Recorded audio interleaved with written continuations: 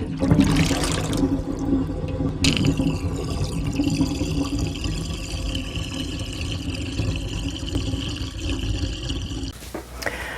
everyone, it is Tuesday and I wanted to go back to doing our Intuition Tuesday videos. Maybe not every week, but here and there.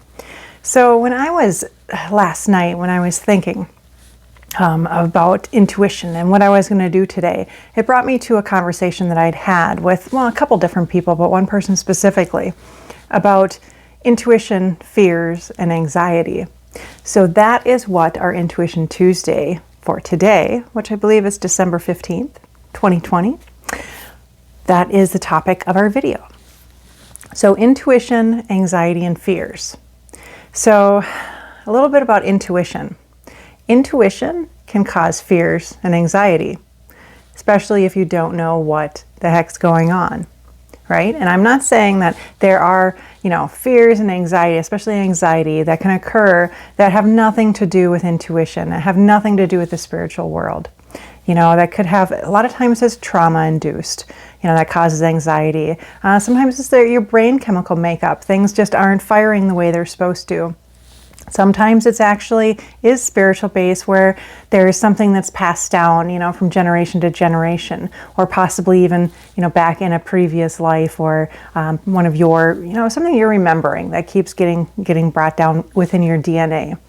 So there are the spiritual aspects for healing, for, your fears and anxieties, but it doesn't always have to be that way. So just know that. So let me give you an example. So if you have somebody who isn't into the spiritual stuff, they don't think they have, any intuition, intuitive abilities type of thing, and they're terrified of the woods. So think about that. They're terrified. They never used to be, but now they are.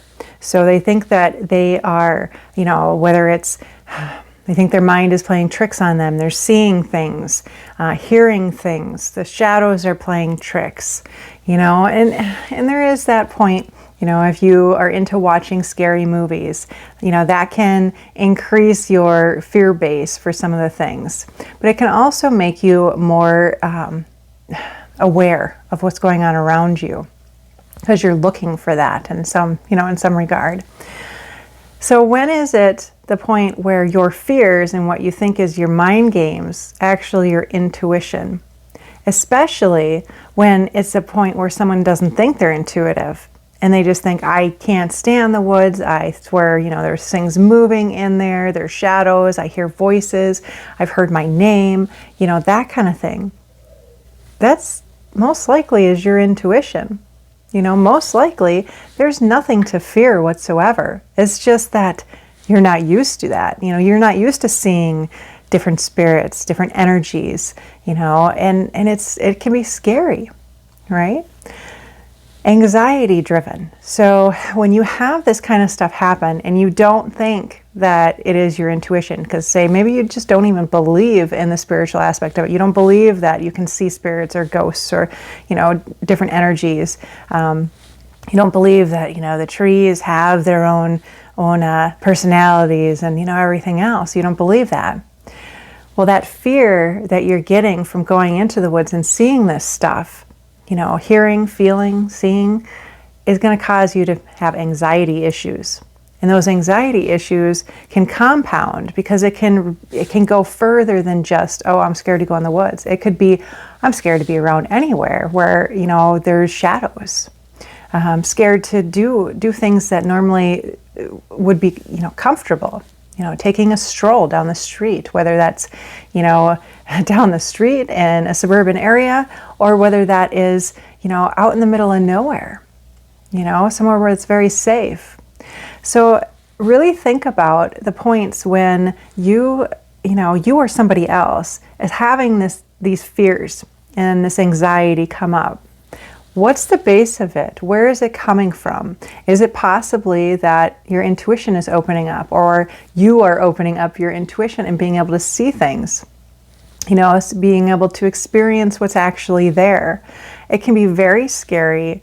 when you start, especially when you start on your spiritual path and you're like, I want to do all this, I want to see all this, I know it's there. And when you start to see it, it can be scary. And that is why most of the time it's only a little bit by a little bit. There are those that have some traumatic experiences and all of a sudden it's like, bam, that door is open and you can see it all. And they're like, oh my gosh.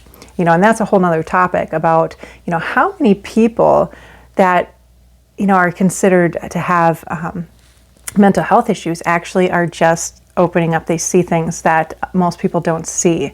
When you look at the medical field, they will, they'll say hallucinations, but if you look into the hallucinations, they don't, for looking at how they define that, it's what seeing what most people don't see, or seeing what's not there. Yeah, and what's not there in this reality. They don't say that, oh, this is not even true.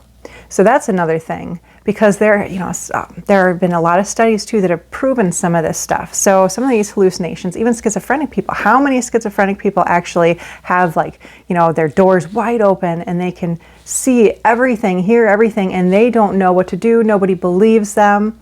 And I'm not saying that it's all, because we definitely have plenty of people who have mental health issues. I'm not trying to take that away at all. But what I am saying is really to think about, when you have fears come, when you have your anxiety, if it is related to something, go back and see, okay, is it because, oh my gosh, I'm scared because I see this? Do you feel like you're being watched? Paranoia is one of it, and I actually deal with paranoia. That stems from, some other things that did happen in this world, this life, and this reality. But it also, a lot of people have paranoia when they start opening up and they feel like somebody is always watching them. And we do always have people who see us in the spirit world. Most of the time they pay no attention to us because, they know we can't see them. But when you start to every once in a while even be able to see, and they realize, oh my gosh, she can actually see me, or he or whomever, sometimes they cannot like that. Sometimes they don't mind, or they're like, oh, maybe, they can help me. But then you are going to feel more so like you're being watched. So paranoia is another thing. So if you have paranoia, fears and anxiety, look into where it's stemming from. Look into if it is your intuition. If you think there's a possibility, then you should probably do some research, learn some, figure out how you can control that. So then you don't have to fear. You don't have to have these things, happening. You can figure out, okay, well, this is nothing to worry about. Yes, I can see why this would be a little fearful or anxiety driven or paranoia driven, but there's no need for it. That's a big thing to look at. There are many, many ways you can do that. And, also to control, because you have control of it. It's also a thing to use your helpers. When you start opening yourself up, or even if you don't intend to, and all of a sudden life just wants you to, start opening your intuition and this stuff is happening. Maybe you don't want it, but you know what? You're stuck with it. You can learn how to control it too. And the best advice that I have is to really make sure that you are in contact with your spiritual helpers, your spirit guides. You can actually, ask one of them to be like a gatekeeper, to be the person to make sure that, is there to protect you, to let you know, hey, you don't have to deal with this. Especially if you go into psychopomp work, that's really a good idea to dedicate one of your guides to be like a gatekeeper for that, so you're not completely harassed. Because that is one thing that can happen, doesn't happen to everyone, but can happen, is when you start doing any psychopomp work, when souls who have passed, who are stuck here, and sometimes they don't know, sometimes they do know, or they're mad, they're whatever, they want help. Sometimes they want help, and sometimes they just want to be heard. And you're like a beacon, when you open yourself up and one knows, you're like a beacon and many other come.